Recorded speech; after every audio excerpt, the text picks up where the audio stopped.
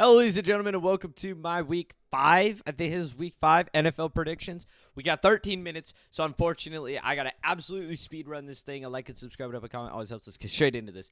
49ers at Rams. 49ers coming off of their first loss of the season. Brock Purdy has returned. I'm not sure if they're getting any other returners, but the Rams look really good right now. You know, 2 block field goals away from beating the Eagles. That's their only loss. It was also at the Eagles, and they beat the Colts. The Rams look really good. I do think the 49ers are going to play a little bit better with the football, not turn the ball over 4 times like they did against the Jags to lose. So I think the 49ers are going to put on some points, especially with Brock Purdy in his second returning game. I think he is going to be able to turn around and get things done and move the ball offensively, and Christian McCaffrey will be explosive. But the Rams' offense is just too much right now. It seems like they are a very good football team, and I've got them taking another win here. Cardinals at Titans. Surely we won't lose this one, right? I'm going to take the Cardinals in this one, but nothing impressive. The offense hasn't been impressive this season whatsoever. Cardinals are struggling greatly offensively, but defensively, we've been pretty sound. I don't think we are returning Will Johnson yet, or quite some others. Potentially, our first-round pick, Walter Nolan, will be here, but we definitely, the defense is our key right now, and the Titans have really struggled this season. They've allowed a lot of pressure. The Cardinals have been really good up front. But Cam Ward has been sneaky good at times, and he's driven the team a couple times. So I expect the Titans to not miss field goals like they did against the Texans, and maybe even score early touchdown and make this thing competitive for the first half. But I think the Cardinals will win this one. Vikings at Browns. I like the Browns. It's at the Browns. But do I think they're going to take Joe Flacco out? No. I think they're going to keep Joe Flacco in. I do think there's going to be some defensive turnovers that lead to points for the Browns, but ultimately they're just not going to be able to produce anything offensively, and the Vikings will win a hard-fought game, but they'll win. At least I think so. I wouldn't be surprised if the Browns win this one, though. Raiders at Colts. I'm sorry, Raiders, but Geno Smith throws too many interceptions. He makes too many mistakes. If he were to just play perfect football, then you guys would have a much better football team on your hands. But you guys can't seem to stop losing, and largely that is due to Geno Smith. I'm going to take the Colts here in a stomping. I'm going to take them in a big, high-scoring game, especially coming off of a loss in which should have been a win. You're probably going to expect them to be playing a lot better offensively than they did last week. Nope, that one's not supposed to be there. I apologize. Giants at Saints. I'm telling you, dude, I made this so fast. I'm on a limited time frame. That was from last week. Giants at Saints. I'm actually going to take the Saints in this one.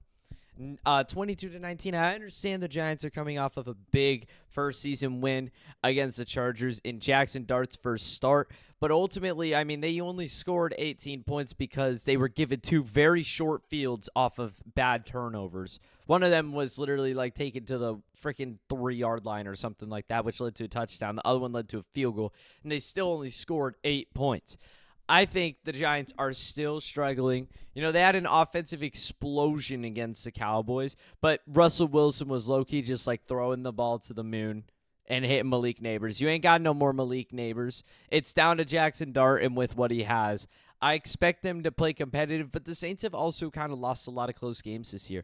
Dropped touchdown in the end zone for the Saints that could potentially tie, or if they wanted to go for 2, win them the game against the Cardinals, but it was dropped. Against the 49ers, they had a final drive, 4th and 2, just had to pick up the first down. Rattler could have honestly ran for it, but instead he backs up and ends up taking a sack, which fumbles the ball backwards, and they lose a well-fought game against the 49ers.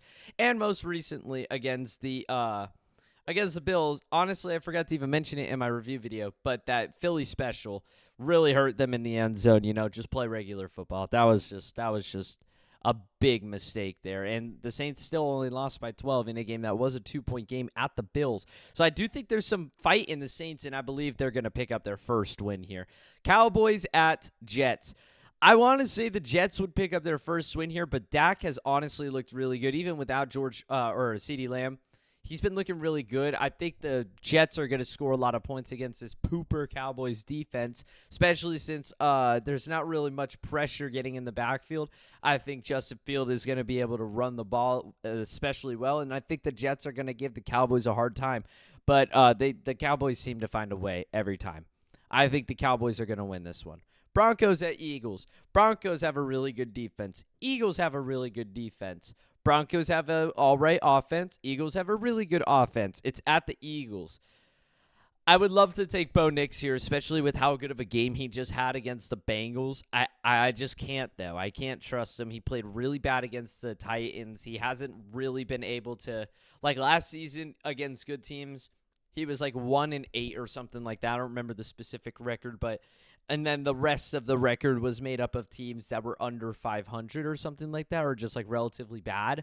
That's how they made the playoffs, and then they got whooped. He didn't look good against the Titans. He's been struggling a little bit, but he's recently been flashing. But I think that's going to come to a halt against the Eagles, unfortunately. Panthers at Patriots. Panthers at Patriots. This is supposed to be at the Patriots? I believe so. Wait, no. This is from last week. I'm sorry. That's not supposed to be there. Dolphins at Panthers. My fault. I'm confusing myself. God, I have no time. Dolphins at Panthers. It would be easy to pick the Dolphins here after their first win against the Jets. But the Panthers coming off of an absolute annihilation. I'm not sure if they're going to keep Bryce Young out there or if they're going to start Andy Dalton. But either way, the Dolphins defense has been struggling extremely, at an alarming rate. And the Panthers defense has managed to step up and shine and lead some momentum. Heading back to Panthers Stadium, I think the Panthers are going to get a close game here. You could expect the Dolphins to score points because they have a really, that they have a really good head coach and a really good offensive coordinator, because it's like every time they go for the ball, every time they go for it on 4th and goal or something like that, it seems like they get it, bro. You can expect if they get close that they're scoring points, and you can expect them to score points. I just think it's going to come down to Tua's interceptions, and I think he will. I think he'll turn the ball over a couple times here against the Panthers. Texans at Ravens. Texans coming off of their first win. It was a domination. Ravens, who knows? Is Lamar Jackson coming back? It says he hasn't practiced. It says he sat out. He's got a hamstring injury. There's also plenty of injuries on the Ravens. I would not be surprised if the Texans pick up a win here. But considering it's at the Ravens, and the Ravens still do have a lot of firepower, I'm going to take the Ravens, but don't be surprised if the Texans pick up a win against the Ravens here.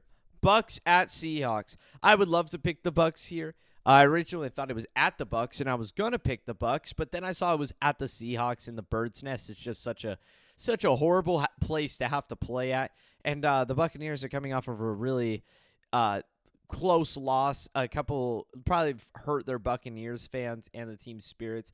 But the Buccaneers, they do have a good team. Baker Mayfield and Mika Ibuka. I'm not even sure if Mike Evans has been healthy.